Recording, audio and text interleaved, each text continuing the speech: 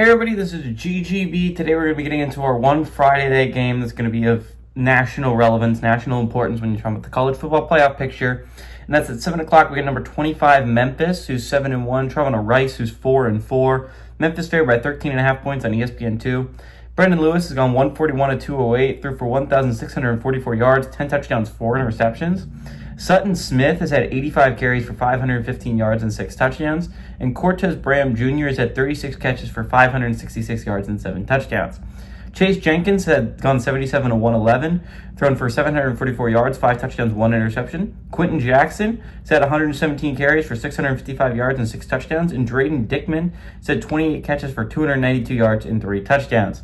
Memphis is 3-2 against Rice all time. Last 2 games have gone to Memphis from 2012 to 2024. 2007 was the last time Memphis was able to go on the road and beat Rice, though. They have not been able to go on the road and beat Rice very many times.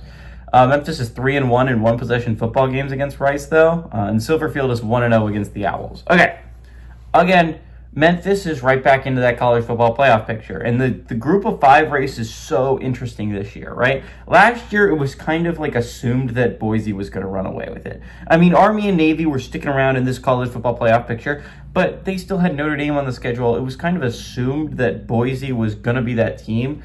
If UNLV had somehow found a way to win the Mountain West, maybe that shakes it up a little bit. But then it's probably just UNLV that goes, right? But this year it's actually really interesting. Not only is the American race fascinating, right? You have almost every team with 1 loss in conference play right now. The only team right now with 0 losses in conference play is Navy. Navy's the only undefeated. You have Memphis and North Texas at 1 loss, and you have USF and Tulane was just handed the 2nd loss, right? Memphis is now in what I would say almost the driver's seat, right? With the Tulane loss on Thursday, the only team that I think is really ahead of them, like drastically ahead of them right now in the college football playoff race is Navy. The big thing for Memphis is you still play Navy, and Navy has a ridiculously hard schedule down the stretch, right? So Memphis is in a spot where, honestly, their playoff spot is pretty nice. It's looking like you have a decent shot. Now, there's obviously contenders, right? James Madison actually has a pretty good resume in the Sun Belt, right? I think we've completely forgotten about the Sun Belt because we're all focused on the American. And for the longest time, UNLV was the only real contender out in the Mountain West.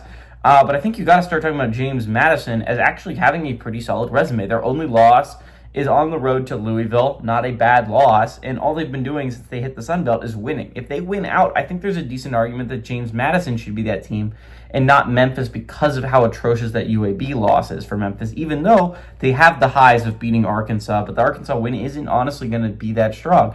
It looks like it's going to be about a 2 or 3 win when you're talking about the formula that I'm using to determine this stuff. But anyways, Memphis, I still think, is a really solid football team. I still think this is a football team that can go a long way. I think if they find a way to the college football playoffs, this is the team that I would not want to play the most. They have shown the highest upside, and with Brendan Lewis under center, this is one of the toughest teams to beat in the group of 5. With all that being said, I think this is a prime letdown look ahead, right? They're coming off such a massive win against USF. They're heading into such a massive big game against Tulane next week that I think this could be a little bit of both.